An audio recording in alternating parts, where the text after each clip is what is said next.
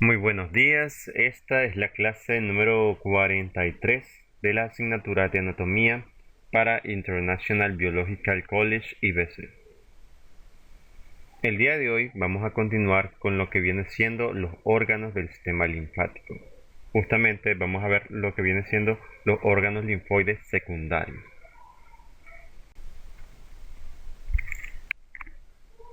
Anteriormente habíamos visto los órganos principales del sistema linfático, es decir, los órganos correspondientes al timo y también a la médula ósea. El día de hoy nos vamos a enfocar en lo que vienen siendo los órganos secundarios, correspondientes a los ganglios linfáticos, también el vaso y el tejido asociado a la mucosa o mal. Primero, vamos a recordar las funciones del sistema linfático. Las funciones del sistema linfático son dos. La primera de ellas consiste en mantener los líquidos corporales en equilibrio. Aquí los que actúan son los capilares linfáticos. Estos se van a encargar de drenar lo que es el excedente del líquido intersticial, producto pues de lo que viene siendo el intercambio capilar. Aquí en esta imagen lo tenemos expresado. En el interior de los tejidos tenemos los capilares. Los capilares sanguíneos, como sabemos, van a filtrar todas aquellas sustancias que pues las células necesitan para su funcionamiento y poder subsistir. Básicamente todo lo que necesitan, o sea, desde el oxígeno hasta nutrientes para el metabolismo celular. En este proceso, los capilares sanguíneos también filtran algo de plasma, que pasa pues a lo que viene siendo el tejido. En este punto se le conoce a esto como líquido intersticial. Esto ocurre de una manera bastante continua y por eso los capilares linfáticos van a drenar lo que es el excedente del líquido intersticial y de esta forma van a mantener un equilibrio en los tejidos.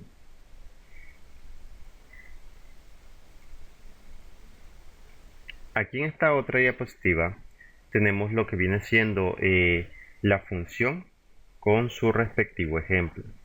Decimos que una de las principales funciones del sistema linfático consiste en recoger el líquido linfático sobrante de los tejidos corporales y devolverlo a la sangre. Esto es porque gran parte de la linfa viene siendo muy similar al plasma sanguíneo, solo pues que con una cantidad un poco menor de proteínas. Esto ya lo habíamos hablado en la clase anterior. En todo caso, decimos que es algo fundamental porque el agua, las proteínas y otras sustancias se escapan de manera constante desde los distintos capilares sanguíneos hacia pues, los tejidos corporales circundantes. Y pues si el sistema linfático no drena este exceso de líquido, entonces se va acumulando en los tejidos y eventualmente pues este se hincha. Ejemplo que tenemos reflejado en esta imagen, donde podemos ver una pierna más gruesa que la otra porque pues se encuentra edematizada. Esto también ocurre cuando hay un problema que es conocido como adenopatía y básicamente es una obstrucción de los conductos linfáticos. Ahora, además de drenar el líquido intersticial, el sistema linfático cumple otra función. Cuando el vaso linfático drena el líquido intersticial, este puede contener algunos microorganismos o desechos, claro, producto del metabolismo celular. Entonces, el sistema, además de drenar el líquido, también lo filtra. Aquí intervienen los conocidos como ganglios linfáticos o pues también nódulos linfáticos, es otra forma en la que se le conocen. Justamente los ganglios linfáticos decimos que son estructuras nodulares que forman parte del sistema linfático, formando agrupaciones en racimos en distintos lugares. Los podemos encontrar en realidad distribuidos por todo el cuerpo, pero sobre todo en lo que viene siendo el cuello, en la parte de la clavícula, en las axilas y también en la ingle.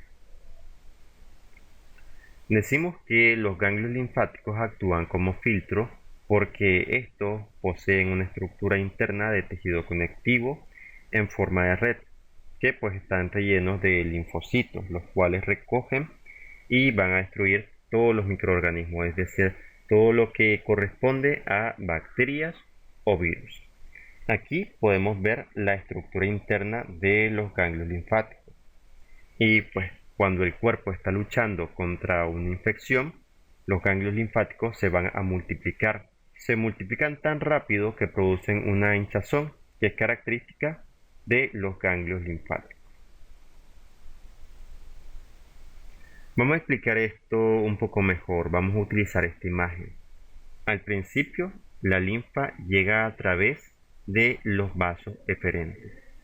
Estos vasos que tenemos en la parte superior, marcados con esta flecha en rojo. Entonces, por medio de esto, se van a vaciar la linfa y se va a filtrar dentro de los nódulos. Aquí es donde se encuentran los glóbulos blancos.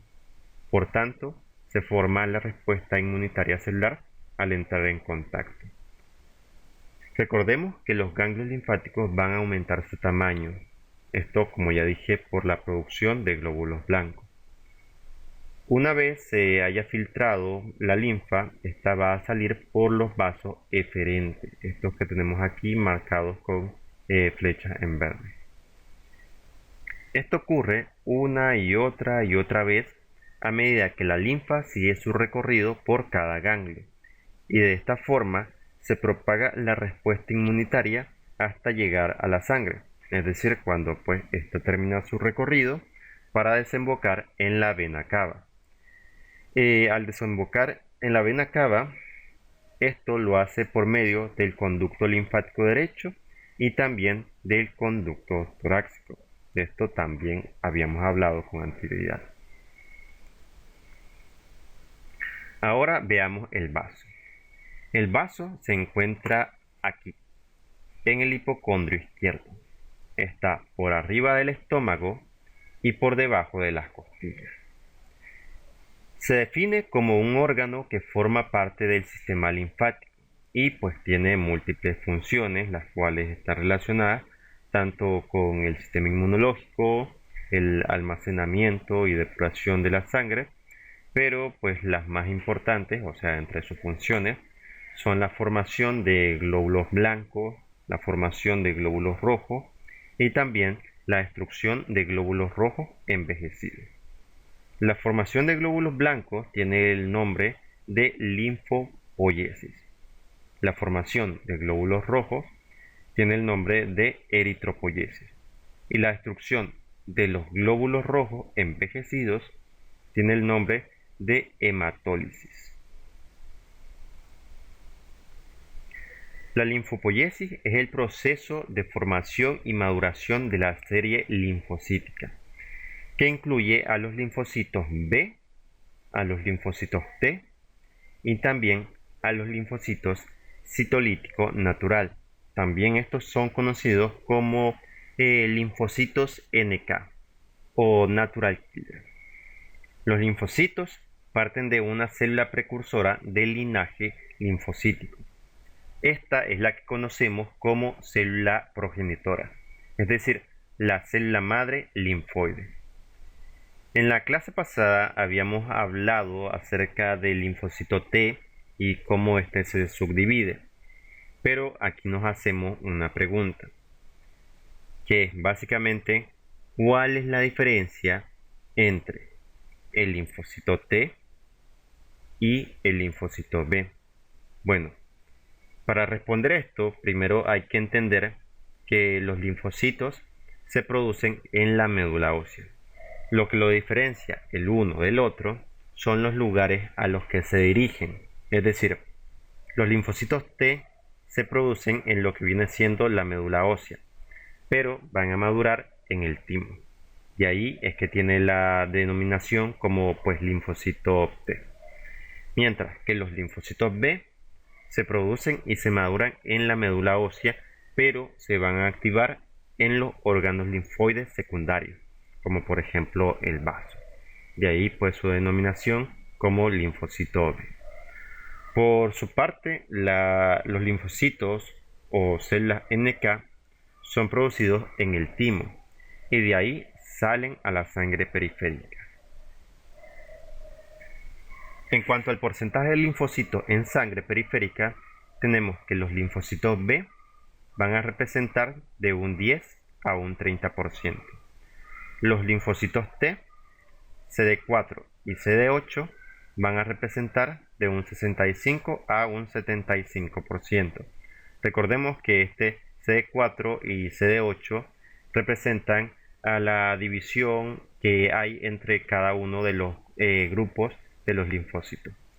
Y por último, los linfocitos NK estarían en una proporción de un 15 a un 20%.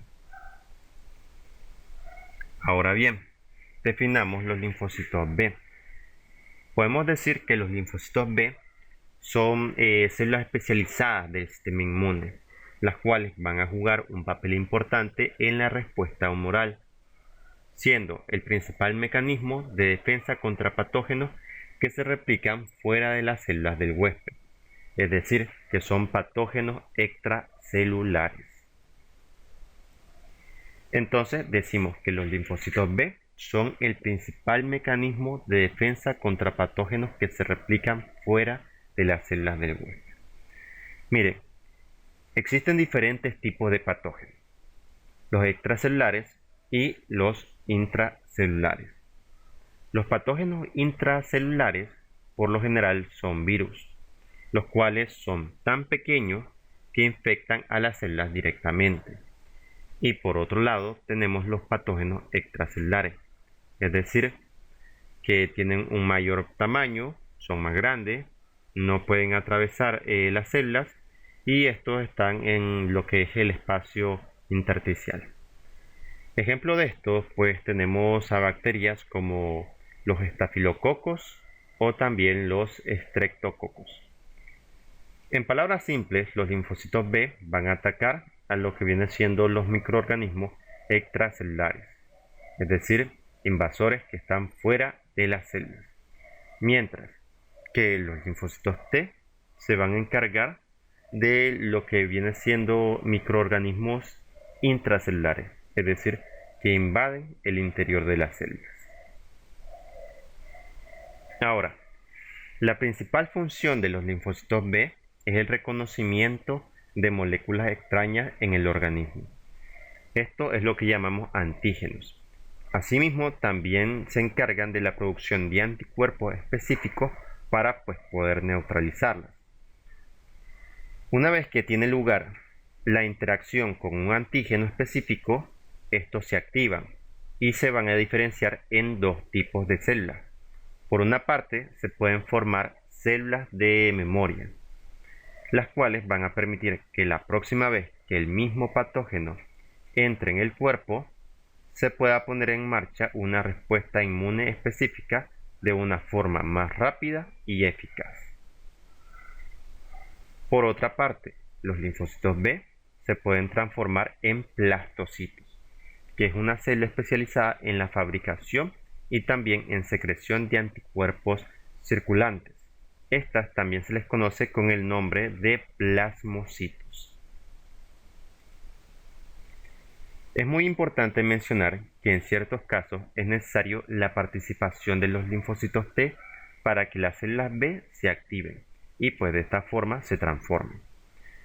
En estos casos, después de que el antígeno se haya unido a los receptores de los linfocitos B, se procesan en el interior de la célula para presentarse posteriormente fragmentados en lo que es la superficie del linfocito B. Cuando un linfocito T cooperador reconoce esta molécula extraña, producirá diferentes citocinas que van a estimular lo que viene siendo la activación de la diferenciación de los linfocitos B. Se puede concluir que estos linfocitos son células que se centran en la respuesta inmune adaptativa. Son los principales efectores de la respuesta humoral mediante lo que es la producción de anticuerpos específicos. Además, pueden actuar como células presentadoras de antígenos. Y bueno, ya por último tenemos a los linfocitos citolítico natural, también conocidos como células NK o natural killer. Se define como un tipo de célula inmunitaria que contiene gránulos. Estos son enzimas que pueden destruir las células tumorales o células infectadas por un virus. Es un componente importante del sistema inmunológico, ya que destruye células infectadas y también células cancerosas. Además de esto, regula lo que es la respuesta inmune y destruye las células a través de un ataque a su membrana plasmática, causando de esa forma una citólisis. Una citólisis es un proceso por el cual la membrana, o sea, la membrana de la célula, se rompe y se descompone. Al ocurrir esto, entonces la célula empieza a perder su material genético y también pues se detienen sus procesos vitales y muere. Las células NK contienen un conjunto de receptores. Tenemos los receptores activadores y los receptores inhibidores. Gracias a estos receptores tienen la habilidad para destruir células tumorales sin tener que recibir una señal de activarse. Recordemos que, por ejemplo, los linfocitos T citotóxicos necesitan encontrar el antígeno presente en la célula diana, si no, pues no se reconoce y no se activa. Las células NK expresan receptores de inhibición que reconocen a los MHC de clase 1, a estos que tenemos acá, lo que se denomina como reconocimiento de lo propio. Se trata de un mecanismo de control muy eficiente, pues casi todas las células normales expresan el MHC clase 1 y por tanto están protegidas de ataques indeseados. Ahora vamos con lo que es el tejido linfoide asociado a la mucosa. Este es un tipo de agrupación de células linfoides sin organización o estructura, que se encuentran asociados a la mucosa y forman parte de una serie de localizaciones linfoideas repartidas por todo el organismo. Hay 4 tipos según el tipo de mucosa. Está lo que viene siendo el tejido linfoide asociado a los bronquios o BAL. Estos se encuentran en la mucosa y también pues recubren lo que viene siendo el árbol bronquial, es decir, las vías respiratorias, y contienen linfocitos tanto B como T.